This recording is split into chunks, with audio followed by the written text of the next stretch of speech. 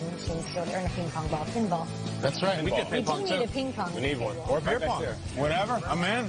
Kyle Brandt. Hey. Hey, everybody. We have quite a show planned. Yeah. For everyone. Talk about it.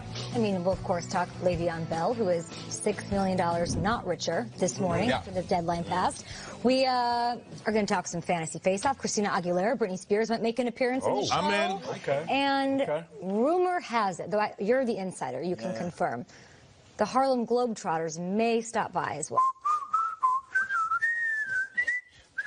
We're going to trot the globe?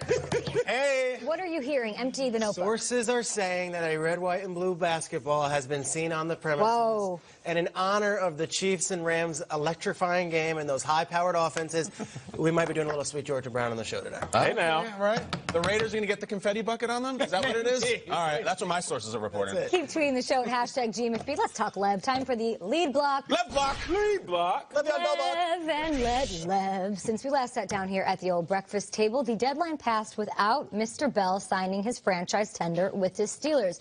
That was a legit deadline, and he is no longer eligible to play this entire season. Let's start with Aditi Kinkhabwala, who has so amazingly and comprehensively covered this from the jump, and she's in Pittsburgh.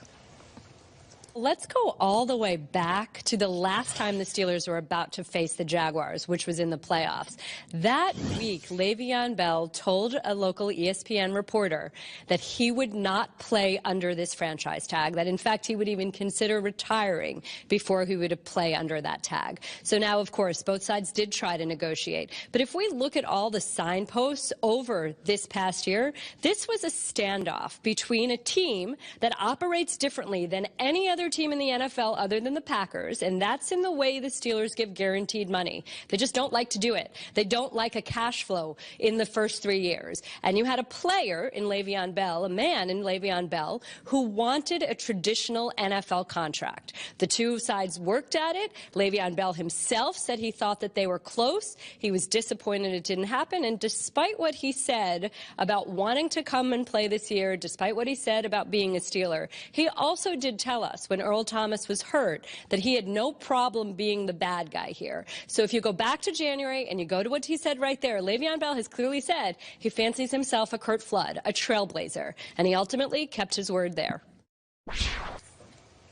Great stuff from Aditi Kinkhabwala. You guys can be part of the show at #GMFB. So it's done. Situation has been finalized, as Peter so amazingly put yesterday. We'll have an answer today on what's going on. But then, of course, there's the future to consider. So let's take it from a best case, worst case scenario, Nate. What's that for Lev? Let's start with the worst case. The worst case is that Veon signs with a team that doesn't have the talent that he played with. Doesn't have Antonio Brown, a complimentary wide receiver like Juju Smith-Schuster, an offensive line that opens up holes like no other team in the business, a quarterback that is a soon-to-be Hall of Famer, and there's some struggles. And then the criticism comes down, and it's the big I told you so, like everybody loves to do, coaches, fans, even us on TV.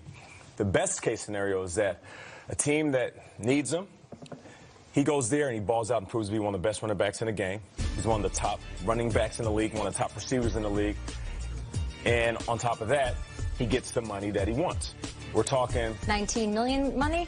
Well, you got to look what Todd Gurley is getting in Los Angeles. It's a lot. 16. So if Veon Bell is being realistic, it's 16, 17, 18. I'm not sure if he's going to get 19 or 20.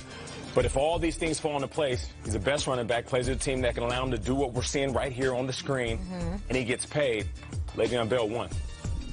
I'm with Nate. I think the money to Veon Bell seems to be the most important thing. If it was to play for just a ring, he would be in Pittsburgh right now and figuring it out. I think best case scenario for him is that there's a suitor for him. He makes more money than Todd Gurley next year. He sets the market, and for years to come, he's financially set. The worst case scenario for Veon Bell in this situation is that 31 other owners say, I didn't love the way he handled that.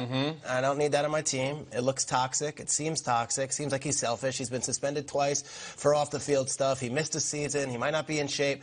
And 31 other owners say, we're not going to pay him even $14 million. Is there a group email chain on that? I don't know if I don't think they're allowed to do that. No, they're not. I think if you were to a man look to a team and say, why didn't you trade for Veon Bell? A lot of the teams were saying, it's a lot. It's just not what we're looking for right now. That's the worst case scenario. And I'll add another wrinkle to it. Steelers legends are legends for life in Pittsburgh. Barry Foster can walk into any Steelers bar for the rest of his life, didn't win a Super Bowl, still gets to get the drinks for free. I mean, you can go through the list of guys like Sidney Thornton and Tim Worley and Rich Ehrenberg. Like, not the Francos. Those are obvious. The Francos and the Bettises, we know. Right. Le'Veon Bell was in that conversation. Yeah. Now, if you read the tea leaves in Pittsburgh, the fans don't like him. The Pittsburgh media, who are, let's just say, conveniently quiet on trashing Le'Veon Bell till 4:01 yesterday, all of a sudden came out and Le'Veon Bell was the worst guy in the world because they don't have to face him in the locker room the next day. Right. I think it's a very interesting thing about your legacy in Pittsburgh, because when you're a Steelers legend, that's forever. And now I think, worst case scenario, I don't think Le'Veon Bell is that celebrated in Pittsburgh, regardless of the great seasons he had for the Steelers. It's a huge pockmark. The reputation's marred, right? It's sullied. Probably different if they won a Super Bowl ring, but they didn't when he was there. And now if they do it without him, or if they don't do it without him, it's not good. 100%. I'll just have a real moment here. The worst case scenario is anything that keeps everybody talking about this, including us. I'm serious. The Steelers are a great team. There's 32 teams. There's hundreds and hundreds of great players who are there with their pads on, ready to play. There is a filthy term right now for me called the transitional tag, where the Steelers can put that on him and still keep this marriage going, and an arbitrator determines the amount of money he'll be paid, and an executioner determines our fate at this table. That's my worst case scenario, that this divorce is not clean and that there's still some sort of connective tissue. The best case scenario, you want to look at Le'Veon? Best case scenario, clean cut from the Steelers. It's 100% done. He signs a big, fat, $50, $60 million deal with the Baltimore Ravens. He plays the Steelers twice a year. Wow. He plays with Lamar Jackson. The Ravens decide to move on from John Harbaugh. They hired Todd Haley as former coordinator, as the head coach. And we have Lamar, we have Le'Veon, and Javorius Allen for the LL Cool J backfield. And you can call it a comeback. And he has the revenge tour twice a year. That's the best case scenario. LL Cool J back. That's it. I love it. I can only suggest it. It's very interesting to me that none of you really mention the thing that he says that he did this for, the impact on the other running backs, right? It's about a greater cause, at least according to him. So in my opinion, if that's true, the best case scenario has to be then helping these other versatile running backs. He used to be the only one, right? He was the unicorn, the guy that can do it all patiently, you know, run through people, but also catch in the backfield. But now you have guys. Saquon Barkley has 62 receptions this season. James White doing his thing. Christian McCaffrey, guys like that. The best case scenario is that he gets broke off and he helps them get paid. And that actually works because that's a legacy. So you have your Steelers might be tarnished, but if you're the guy that does set the market, that does sort of change the way that these sort of running backs are being viewed, and there are more and more of them, that's the best case scenario. Worst case is, obviously, he doesn't get broke off. And let's not pretend the list of why he shouldn't or wouldn't get broke off is short, Triggs. You've got age to consider, durability, the fact that he'll be off the field, away from the game for a really long time, the fact that he's been suspended twice for off-the-field stuff, the fact that, I don't know, I think some teams will look at him and say, is it a risk? Is it rewarding like that kind of behavior because it's not team-friendly in their opinion? All fair. It's things that are going to be considered. So obviously there's teams like the Colts, the Raiders that have a lot of salary cap. I think somebody will pony up, but I mean the pivotal moment for this will be how does it affect the other running backs, because that seems to be what this whole thing was about, Kyle. Yeah.